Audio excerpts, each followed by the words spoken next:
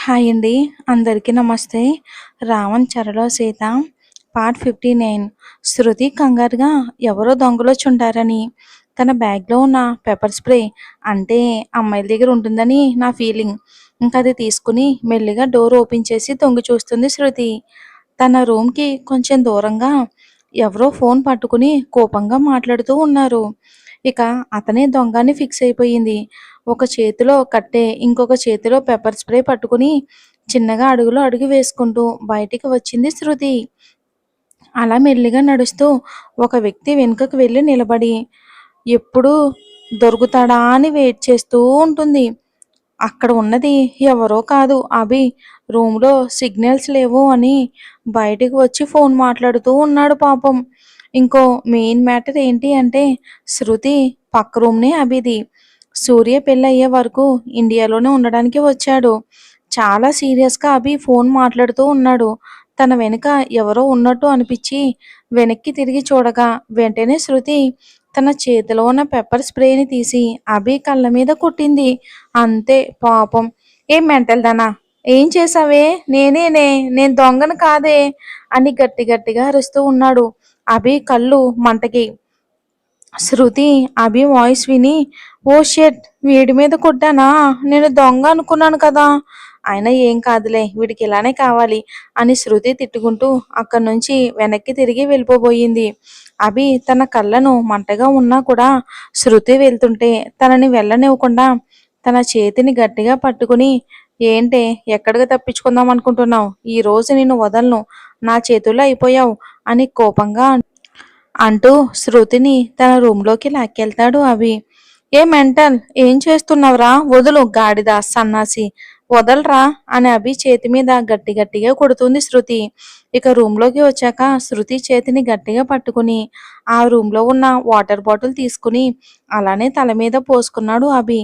అప్పటి వరకు ఉన్న కళ్ళమంట తగ్గిపోయి మెల్లిగా కళ్ళు తెరిచి శృతిని కోపంగా చూస్తాడు అభి. "వదలరా!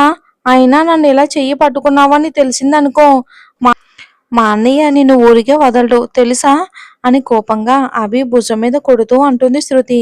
"అసలు నా మీద ఇలా పెప్పర్ స్ప్రే కొట్టావని వాడికి తెలిస్తే నేను వదలడు. అది గుర్తుపెట్టుకో కాకరకాయ" అని కోపంగా అంటాడు అభి. "హే నువ్వు టూ మచ్ చేస్తున్నావు. ముందు నన్ను వదులు" అని కోపంగా తన చేతిని విడిపించుకుంటూ అంటుంది శృతి. "మరి నువ్వు చేయటం లేదా? ఆయనే ఇలా అర్ధరాత్రి నా మీద అటాక్ చేశావు. సో నేను పోలీస్ కంప్లైంట్ ఇస్తా" అని శృతిని బెదిరించడానికి చూస్తాడు అభి. "ఏంటి? పోలీస్ కంప్లైంటా? ఏది ఇవ్వు చూస్తా. అప్పటి వరకు నువ్వు బతుకుంటేనే కదా" అని అభిని వెనక నుంచి ఒక్కసారిగా నెట్టేసింది శృతి. పాపం ఏమరపాటులో ఉన్న అభి ఆ ఫోర్స్‌కి శృతి చేతిని వదిలి కింద పడ్డాడు. శృతి వెక్కిరిస్తూ అక్కడి నుంచి పారిపోవటానికి ఒక అడుగు వేసింది అంతే. నేల మీద వాటర్ ఉండడంతో కాలు జారి అలానే వెనక్కి పడిపోయింది. ఇందులో మెయిన్ పాయింట్ ఏంటంటే పాపం కింద అభి ఉన్నాడు. ఆ ఫోర్స్‌కి శృతి డైరెక్ట్‌గా అభి మీద పడింది. ఆ ప్రాసెస్‌లో ఇద్దరి పెదాలు ఒకటయ్యాయి. శృతికి అసలు ఏం అర్థం కాలేదు. షాక్‌లో కళ్ళు పెద్దవి అయ్యాయి. అసలు తను ఎక్కడ ఉందో కూడా అర్థం కాలేదు. వెంటనే లేవాలి అని చూసింది కానీ అప్పటికే శృతిని పట్టుకుని చేతులు చేరిపోయాయి. ము ము అని మూలుగుతూ అభిని నెట్టడానికి చూస్తుంది శృతి. ఒక్క సెకండ్ తన పెదవులు వదిలి "ఏయ్ సైలెంట్‌గా ఉండవే. అయినా నీకోసం 27 సంవత్సరాల తర్వాత ఇక్కడికొస్తే వచ్చిన దగ్గర నుండి ఒకటే గొడవ చేసి నాతో తిట్టించుకుంటున్నావు. అసలు నేను ఇక్కడికి వచ్చిందే నీకోసమే" అని తన మనసులో ఉన్న మాటను బయటపెడతాడు అభి. అంతే శృతి ఒక్కసారిగా షాక్ అవుతుంది. అసలు తనకేం అర్థం కావట్లేదు. మైండ్ అంతా కూడా మొత్తం బ్లాంక్ అయ్యింది. ఒక్కసారిగా అభి మీద నుండి లేచి నిలబడింది షాకింగ్‌గా. "ఏంటి శృతి అర్థం కావట్లేదా? చిన్నప్పటి నుంచి నువ్వంటే పిచ్చే. నీకోసమే రోజు మీ ఇంటికి వచ్చేవాడిని. కానీ నా స్టడీ కోసం, నా కెరియర్ కోసం నిన్ను విడిచి వెళ్ళాల్సి వచ్చింది. కానీ ఎంత దూరం ఉంటే మన ప్రేమ అంత పెరుగుతుంది అని ఇన్ని సంవత్సరాలు ఆగాను. ఐ లవ్ యూ శృతి. మనం పెళ్లి చేసుకుందామా" అని శృతి చేతులు పట్టుకుని ఆశగా అడిగాడు అభి. శృతి ఏ ఆన్సర్ ఇవ్వకుండా తల దించేసి ఉంది. "హలో శృతి ఏమైంది? ఒకసారి నా వైపు చూడు" అని తనని పట్టుకుని తల కొంచెం పైకెత్తాడు అభి. శృతి కళ్ళల్లో నీళ్లు తన చెంపలను దాటి కిందకి జారిపోతూ ఉన్నాయి. "ఏడవకు శృతి. వద్దులే నన్నేం పెళ్లి చేసుకోవద్దు. సారీ సారీ" అని కంగారుగా అంటాడు అభి శృతి ఏడవడం చూసి. శృతి కోపంగా అభిని చూస్తూ కోపంగా ఇష్టం వచ్చినట్టు అభిని కొడుతుంది. ఏ ఏంటే అలా కొడుతున్నావు? అయినా ఎందుకు కొడుతున్నావు? సారీ చెప్పాను కదా! నీకిష్టం ఉంటేనే పెళ్లి చేసుకుందాంలే, లేదంటే లేదు అని అంటాడు. శృతి కొట్టే దెబ్బలకు తట్టుకోలేక రూమ్ అంతా పరిగెడుతూ నీకిప్పటికి అర్థమయ్యిందరా మెంటల్ పంది. ఇన్ని సంవత్సరాల తర్వాత నీకు నేను గుర్తుకొచ్చానా? అయినా ఇంత లేట్ ఎందుకు చేసావురా? నీకోసం ఎంతలా వెయిట్ చేశానో తెలుసా? అసలు నీ గురించి ఆలోచించని రోజంటూ లేదు తెలుసా? నీకోసం పిచ్చి దానిలా వెయిట్ చేస్తూ ఉన్నా. కానీ నీకిన్ని సంవత్సరాలు పట్టింది అని ఏడుస్తూ తన అరచేతుల్లో మొఖాన్ని దాచుకుని కింద కూర్చుండిపోయింది శృతి. శృతి, నువ్వు నిజంగా నా కోసం వెయిట్ చేసావా? నాకు అస్సలు నమ్మబుద్ధి అవ్వటం లేదే. అసలు ఇది నిజమేనా అనిపిస్తుంది. ఒకసారి నా వైపు చూసి చెప్పవే అని శృతి పక్కన కూర్చుని ఆశగా అడిగాడు అభి. ఏంట్రా చెప్పేది? అసలు మనం ఎప్పుడైనా కలిసామా? నా గురించి తెలియడానికి ఎప్పుడో చిన్నప్పుడు చూసా నిన్ను. మళ్ళీ ఈ రోజే చూడటం. అసలు నిజంగా నువ్వేనా అని కూడా నాకు తెలీదు. అలాంటిది ఇప్పుడొచ్చావు. మరి నాకెలా ఉంటుందో చెప్పరా? ఇన్ని రోజులు అసలు నా మనసులో మాటని ఎవ్వరికీ చెప్పలేదు. ఫైనల్‌గా ఇప్పుడు చెప్తున్నా. ఐ లవ్ యూ రా! ఐ లవ్ యూ కన్నా! నేను నిన్ను ప్రాణంగా ప్రేమించాను. అది నీకు తెలీదు అని ఏడుస్తూ అభిని గట్టిగా హత్తుకుంది శృతి. బంగారం, అసలు వచ్చాక నిన్నెలా బుట్టలో వేసుకోవాలో అని నాకెంత టార్చర్ చూపిస్తావేమో అని అనుకున్నా. బట్ ఫైనల్‌గా నాకు ఓకే చెప్పావుగా! థాంక్స్‌నే, లవ్ యూనే అని శృతిని ప్రేమగా గట్టిగా హత్తుకుని గాల్లో తిప్పుతూ సంతోషంగా అంటాడు అభి. నీకు నా గురించి తెలీక అలా అనుకున్నావు. బట్ నువ్వంటే నాకు ప్రాణం రా! నీ పేరునే తలుచుకుంటూ ఇన్ని సంవత్సరాలు గడిపేశాను. ఇంక నా వల్ల కాదు.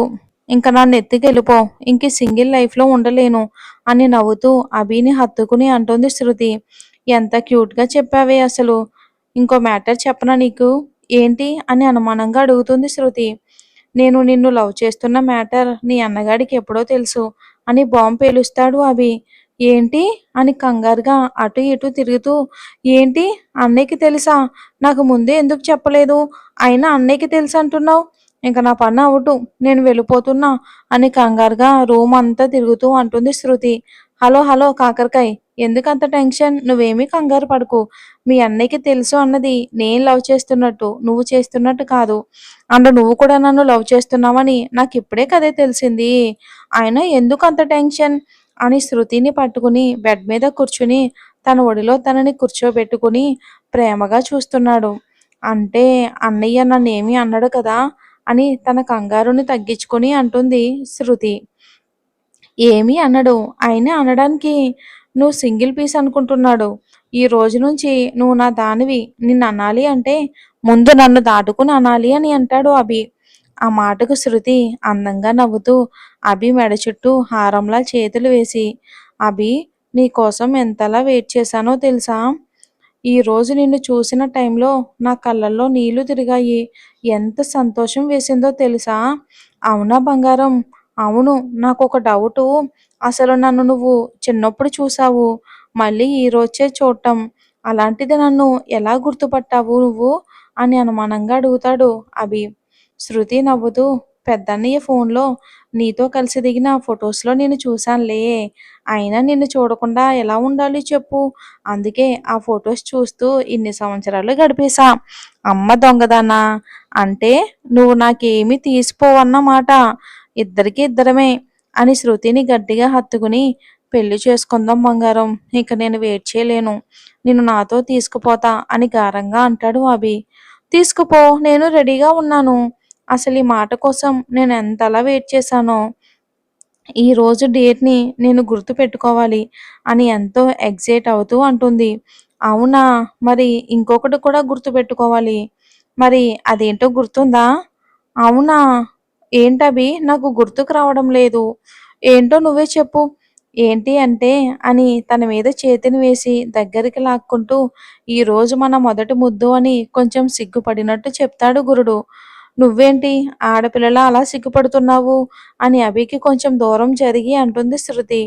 మరి నువ్వు సిగ్గుపడటం లేదు కదా! అందుకే నేను సిగ్గుపడుతున్నా అంటాడు అభి. నెక్స్ట్ ఇంక వీళ్ళిద్దరి పెళ్లన్నమాట. ఇంక వచ్చే ఎపిసోడ్‌లో చూద్దాం.